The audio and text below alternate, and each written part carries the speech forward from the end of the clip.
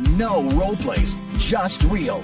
Chris and Lorenzo share 4 decades of combined experience to help you become a more effective leader. We've never really, as a workforce, spent a lot of time on making sure we're developing good leaders. We'll be able to share stories, experience, mistakes, failures, successes.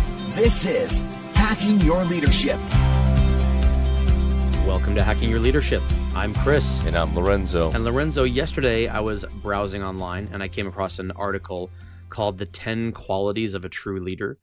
And I'm a sucker for clickbaity titles like these, little, quick lists, not just about leadership, but about a lot of things. And so I clicked it and I was reading through it, and a lot of them seemed pretty obvious to me, and I think they would seem pretty obvious to a lot of our listeners. But 3 of them stuck out to me as something that I think everybody I know would agree is they're important things, but I definitely see a deficit in them in practice when I look at leaders, and even good leaders who try to work hard at these things and who try to do right by their people. I see improvement needed on these particular items. So I wanted to cover them tonight and see what your thoughts are on them.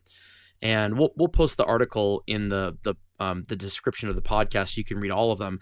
We'll just talk about the 3 that I want to talk about tonight right now. The first one I want to talk about, it talks about personalizing the company's values. So I know a lot of leaders that are really great at saying what the company's values are, but what does it mean to personalize them and be the person that kind of connects the individuals that report to you to those values, as opposed to just saying, here they are, they're on a wall, and I can regurgitate to them to you? Yeah, it reminds me of, I know, previous conversations we had specifically around my thoughts on vision and the idea of taking an organization's vision or manifesto, credo, values, whatever they are, and making them local. And I think the thing to remember as a leader is that, if your organization says things like, we want an environment where people can bring their passions and live them every day, well, that means that as a leader, it's actually a part of what you do is bringing those passions to life every single day. So you've got to figure out ways that you can bring out people's passions and then allow them to apply them to their day job if that's a value of your organization. And I think that that's something that, meant to your point earlier, many leaders say in theory makes sense, but it's really actually hard to do, especially if your organization has, really clearly defined values or things that they stand for, things that they want to happen. If the organization says we want to offer a world-class customer experience, well, that means a lot of your blood, sweat, and tears is going to be committed to making sure that your team is providing a world-class customer experience or a world-class employee experience. What does it mean if your company says we want to have, an unparalleled working environment and we want our people to do their absolute best work? Well, as a leader, it's up to you at a local level to figure out ways to make sure your people are doing their absolute best work. Yeah, I agree with that. I think this starts with hiring the right people, first of all, because if you are unable to connect a person to what those values are, it's going to be very difficult for you to personalize them for that person as well. And so if I'm not the right person for the job, even if I seem like I'm on paper, if this doesn't excite me or if this isn't something I'm passionate about, going that next step about personalizing the values so that I feel like I'm contributing to them might be a losing battle from the start. So I think it starts there. But you talked about this in your book, I think, that came out last year.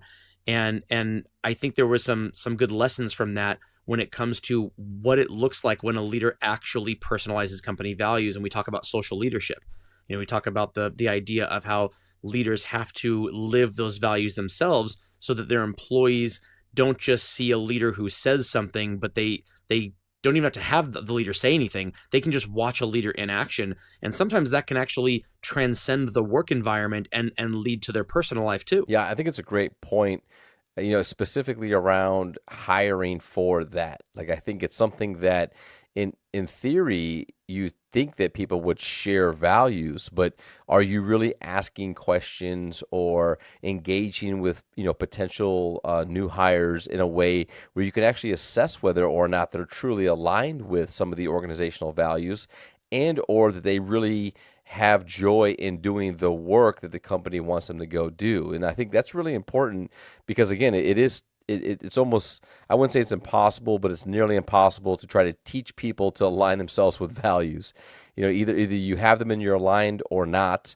But it is important as a leader to make sure that you are looking for those things when you are bringing people to the organization, and then also using that filter if you have people that currently work for the organization on whether or not they should stay or go. Yeah, that's so true. I want to move on to the next one. The next one says communicate in complete transparency. And this is the one that kind of jumped out to me the most, the one that made me think we should talk about this on an episode, because I think a lot of leaders have difficulty with this one.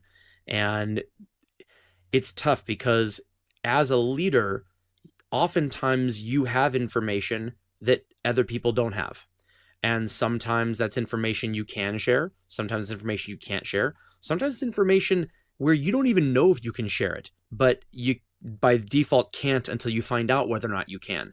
And so to say to a leader, well, communicate in complete transparency, how does that jive or mesh with the fact that there's sometimes you can't be transparent with your people? Well, I think you just have to say that. There's been many times where I've had people ask me very pointed, specific questions in regards to something that I definitely know about. And the response has to be like, well, the truth is I can't tell you. Yeah. Yes, Yes. I know the answer. Yes, I do have information. And the reality is I can't tell you right now. And that may be because, there is an expectation as a leader of my level where some of this information is not to be shared. Maybe I've been told not to share it. Maybe I know based on experience and background that these are one of those things that that are not, that shouldn't be shared. And sometimes it is. I think you said it. Sometimes you're not sure as a leader, and you should say from a transparent standpoint. You know what? I'm not sure if I can share that yet. Let me find out, and I will get back with you. And then when I get back with you, the answer might be, I can't share it, right? Like Right. that's how it goes sometimes. And I think it's a word that I hear tossed out a lot. And if I surveyed 10 random leaders and I say, hey, are you transparent with your people? They're going to be like, yes, of course, right? All of them. Right, every one of them, right? Because it's just something that you would think that you do, and even if maybe you don't do it all the time, you want to say that yes, I am transparent with people, but are you really and truly very transparent with how you feel, how you think? When they ask you questions like, well, like, do you think I can do this job, or do you think that I'm ready for this promotion? We tend to want to flower it up or kind of beat around the bush or You can redirect do the anything you question. want to do. You can do Yeah, anything you put your absolutely. mind to. Yeah, well, of course you could do the job, right? The answer is no, I don't think you're ready. Right. Right? Like I don't. And I'd love to tell you why and things to work on. And, I think as a leader, if you're really involved and engaged with somebody's development and those types of things, that type of statement doesn't sting because it's not personal, because you've done some of the work in regards to making sure that they're aware of where they stand and what they're working on. But yeah, I think speaking with transparency specifically to answering questions and not withholding knowledge simply for the fact of wanting to use that as power, but just being transparent when you can and when you can't share information, it's very critical to building trust and building culture and building relationships amongst your team. Yeah, I agree. I think that's what they're talking about when they say communicating in complete transparency. Who we're speaking to are the leaders who validate their role by doling out or rationing out information that really could be known by everybody, because they feel like they validate their own role or their power or their position by being the person who has the knowledge. And if you readily share all the knowledge you have that you're allowed to share, then you aren't necessarily the guru or the go-to person to get the answer when the time comes. It might be somebody else, because you're sharing that information with as many people as you can. You're creating other people who have the ability to disseminate information whenever possible. And that assumes that you are confident enough in your leadership abilities to be looked at for your leadership in other areas, not just as an encyclopedia of, oh, I don't know the answer, let's go ask Lorenzo. Yeah, I think another point, and this is some dialogue I was having the other day, is being transparent as a leader, especially when you're a leader of leaders, even when you know that it may cause some noise or it may cause additional dialogue if somebody is wrong. Like I was in a conversation the other day with someone where they were told the absolute wrong information by another leader. Mm-hmm. They said, "Oh, well, In good faith, like they think they well, were right." I that I don't know yet." Okay. Right? Okay. What I know is the person said, "Well, this is what I was told," and I said, "Well, who told you that?" And they said, "This person told me that," and I said, "Well, that's wrong. Like that is 100% incorrect information. I apologize that you got the wrong information because you're trying to build a strategy based on wrong information, and that's not going to make your job very easy. But I will apologize for that. I will follow up with that. I will then go see what's going on. But like, let's stop the bus right now. That is wrong. And let me tell you what the correct answer is. That is also being very transparent. And now I'm sure that the other leader who was not there may feel a certain way about me correcting the information and saying that they were wrong, but the truth is the truth. And, I heard this the other day is that, you debate opinions, you don't debate facts. And I think that that's just something that from a transparent standpoint, I have no problem saying if something is right or wrong, especially because I will own it myself if I'm wrong. And I will tell somebody, you know what, I was wrong about that. I apologize. Here's the right thing. Or this is what I thought it was. I've since then found the correct information. I will correct that now type of deal. So I wanted to add that in because it sparked me thinking about transparency and not being fearful of potentially causing noise, especially when you know that it's the right thing to say and you have to be honest with what the information is. I think it's a fantastic example because and this is something that I think a lot of leaders have a hard time with. And so in the same situation, another leader might say, they might feel this sense of camaraderie with the leader that gave the wrong answer and try to answer vaguely or say, let's figure something out. Let me get to the bottom of this. I'll get back to you. Not just kind of nip it in the bud right then and there and say, no, this is wrong. But they almost feel like you're in this together with these other leaders, not you're in this together with the truth. And so I think we get that a lot so to give an example, when my wife and I are parenting our children, if one of us makes a call on something, the other one backs up that person no matter what. Mm-hmm. No matter what, yep. to our children. And usually we're talking about, what the proper punishment is for something or how long you lose the iPad for, whatever it is. And that's the right way to parent because your children have to see a united front.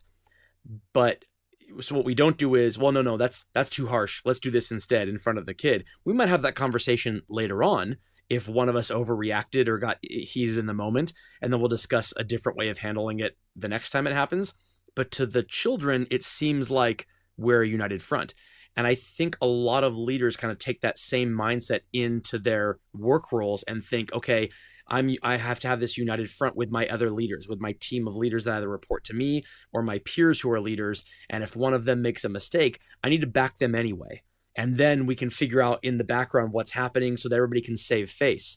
And so I like that example because it shows if you want to communicate in complete transparency, what that means is that the relationships are solid enough amongst all leaders to know that, hey, you know what? If you make a wrong call, it's going to get called out respectfully. No one's going to call you an idiot, but we're going to call out for the sake of the truth. And that belongs to you too. If you tell somebody the wrong information, somebody on your team might feel comfortable saying, you know what Lorenzo said was wrong. And you'll have to, eat a little crow, but if the relationship is strong, then you'll get through it. Yeah, absolutely. Yeah. The last one is have convictions. And the reason why I wanted to talk about this one is because on the surface, it seems really obvious. Convictions are the black and white areas. And so you could have a conviction that says, if you steal from the company, you're going to lose your job. If you are violent or harassing towards another employee, you're going to lose your job. Yes, you can call those convictions, but I don't know anybody who would vocalize that they disagree with them. And so what I want to talk about are the convictions that you vocalize that might lie in the shades of gray in a lot of places, but that can lead your employees to this feeling that they can see you as a predictable leader. Because at the end of the day, having convictions paints you in a predictable light, which is what your employees need. They need to be able to see you as someone who, if they know they do something, they know how you're going to react. And the more convictions you have, the more kind of non-negotiables or things that you have that can kind of guide them, the more likely they are to believe that. So I want to ask you, do you have any convictions that aren't necessarily ones that everybody would look at and go, oh yeah, that's obvious? The first one that pops into my head is I don't allow leaders to create strategy without first having data or information from the team that they lead. And the reason why that's such a big conviction for me is because I truly believe that leaders work in service of their people. And, you can call it servant leadership, whatever you want. But for me, it's like if you are a leader, you are, number one, first accountable for the development of your people. And so like you own making sure that they have what they need to effectively and efficiently do their job, that you are giving them advice and inspiration on how they can become better, and that you are, you're able to kind of paint the picture and show them that by showing up to do their best work, that will then open up doors of opportunity. And so if I believe that and I say that and that's what I want within an environment or a culture, then I have to make sure that we just don't have leaders and people saying, well, this is my strategy, my plan based on my opinion. If you truly work in service of your people, that means that you're constantly looking for thoughts from them, ideas from them, insight for them to make sure that any strategy that you're creating is taking into account their experience and how they see the business. So like that for me is just it's a conviction when people say, hey, I've got this great idea, here's what I'm thinking. I'm like, okay, so what does the team think so far? Or who have you spoken with that does that job every single day? And how do they feel about this idea? And if the answer is, well, I haven't talked to them yet, well, that's the next step. If they say, well, here's who I've spoken with, here's what they thought, here's the initial idea, and then here's how they redirected me, then we're down the right path. So that would be one of my convictions that may not be something that, is so kind of black and white as things like integrity and values and stuff. I think that's a fantastic example. And I like it a lot because it's really easy not to do when you're talking about the speed of business. So this is something that takes work. It takes something that takes commitment. A conviction doesn't mean anything if it's just words. You have to actually live it, and you have to show how you act upon it in order for it to actually be a conviction. And so I like that. It also seems to me like one that might take a lot of work up front when it comes to maybe you inherit a new team, but after a few months, it becomes one that's kind of self-sustaining, because eventually you have a team of people who won't bring you anything until they say, wait a minute, if I bring this to Lorenzo, the first thing he's going to say is, what does the team think? And I haven't asked them yet, so I better not even go to him yet. So it kind of feeds itself in the positive once you set it correctly. I completely agree. And with that, it brings us to this episode's 1 Minute Hack. The 1 Minute Hack. Okay, for this episode's 1 Minute Hack, here's what I want you to do. I want you to click on the link in the description of this podcast on this article called The 10 Qualities of a True Leader. And I want you to look at all 10 of them. Read through the article, and I want you to rate yourself on those 10 qualities of a true leader.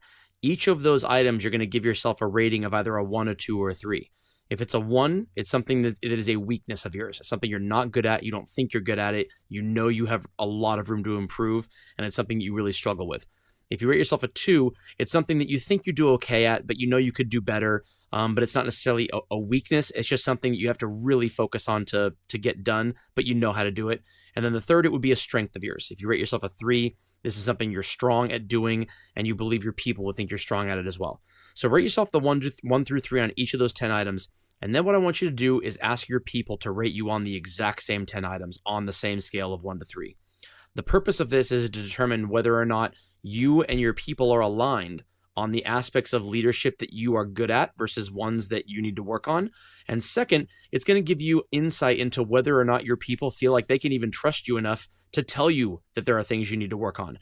Because if you're getting 3s across the board from all 10 of those items, then there's a good chance that your people don't feel like they can tell you when you have something to work on. Because Lorenzo and I have gone through this ourselves, and we are not 30 across the board. There are items on there that we are 2s and 1s on, and that we need to get better at. So go through those with yourself, then go through it with your people, and that will tell you where you need to start from a standpoint of building their trust and building the relationship with them. Yeah, I think it's a great 1 minute hack. And again, it's another practice that if you're truly going into the essence of this article, and even more importantly, like a listener of this podcast, the idea is that you're looking to develop your personal leadership skill. And one of the best ways to do that is to be honest with yourself and then ask your people to hold you accountable to making sure that you're becoming a better leader every day to work in service of them. So I'm a fan of this. I know there's things like 360 assessments and things that you can do out there. Maybe the first time you do it, don't have them write their name at the top of the sheet. Just do it anonymously and then pull the information in, or make it something where they can just simply circle what they feel. And then that way it's really hard to kind of tell who's who and what's what.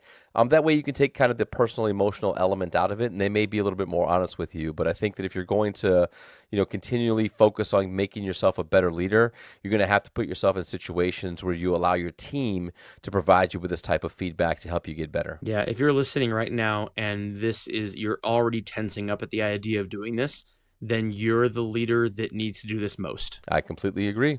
And with that, it brings us to the end of this episode. This is Hacking Your Leadership. I'm Lorenzo. And I'm Chris. And we'll talk to you all next time.